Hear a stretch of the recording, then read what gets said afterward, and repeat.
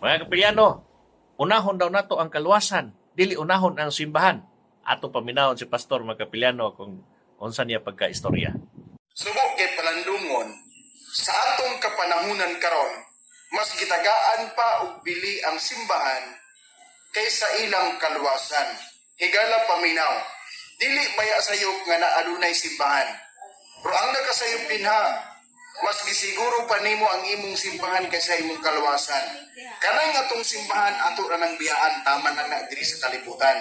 Pero kanang imong kaluwasan, kung dili na nimo pangandaman, 100%, dako gud kay improhan, nga malagog kag kalaglagan hangtod sa kahangturan.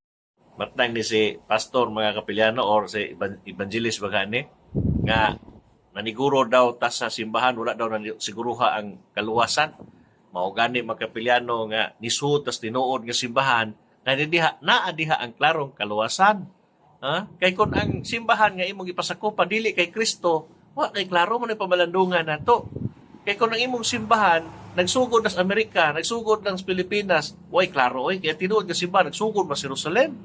Nagsugod na sa Jerusalem, nga timan nga kung ang tao rin nagtukod sa imong simbahan, way klaro na, kay matod pa sa Salmo 127 verse 1, nga kawang lang kung ang tao may nagtukod sa mong balay. Kung sa maning balay nga giskutan mga Kapiliano, nga kawang lang kung tao magtukod, gawas kung ang Dios magtukod.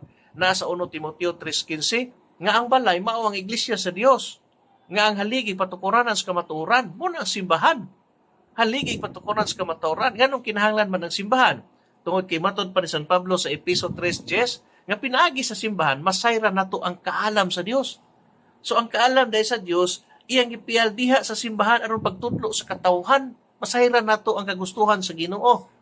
Kay mo man ni ang gipili ni Kristo aron sa pagpanudlo, Mateo 28 versikulo 20, tudloi sila. Sa tanan nga ako gitudlo kaninyo, mo na instruction ni Kristo nga to siyang simbahan. Unya unsa may gingon kay kamatuoran man dayon ning simbahan. Ingon pa si San Pablo sa mga wa modawat sa kamatuoran nga mao ang simbahan ni Kristo. Diha sa 2 Tesalonica 2:10 ingon din si San Pablo, kay wala nila dawata og higugmaa ang kamatuoran nga makaluwas unta kanila.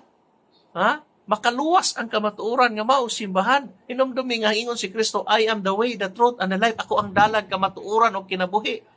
Nga si Kristo kay mao man ang ulo sa simbahan nga moyang lawas, Kolosas 1:18 ug Episo 5:23. So kung si Kristo ang ulo, ang dalan kamatuoran kinabuhi, natural nga iyang simbahan nga moyang lawas, dalan kamatuoran o kinabuhi. Mo nay kamatuoran mga Kapiliano nga wa masabtis mga dingon nato.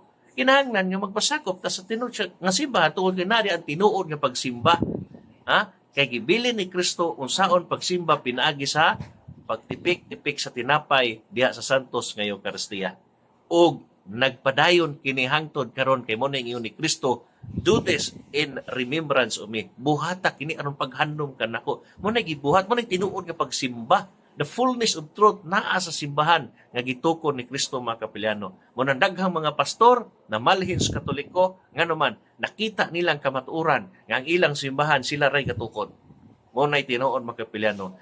Daghang mga pastor na malis Katoliko tungod sa Santos nga Eucharistia, walay lain nga simbahan nga makapausab gikan sa ordinaryong tinapay ngadto sa tinuod nga lawas ug dugo ni Kristo pinaagi sa gahom sa magkaparian nga gibilin gikan pa ni Kristo. Pinaagi sa pagpadala kanila pagpandong sa mga apostoles. Pero kung imo ganing simbahan nintungha lang sa ulahing mga adlaw, katuman na sa giingon sa atong Ginoo nga magbantay kay daghan nga magwali Kristo nga lahi nga inyong nadawan. Okay? So mga Kapiliano, amping kanunay kay daghang magwawali karon gamit ang Biblia. Pero ang kamatuoran, made in USA, made in America, made in Philippines. Na? God bless mga Kapiliano, amping kanunay, magbalik-on kanunay sa atong pagtuo.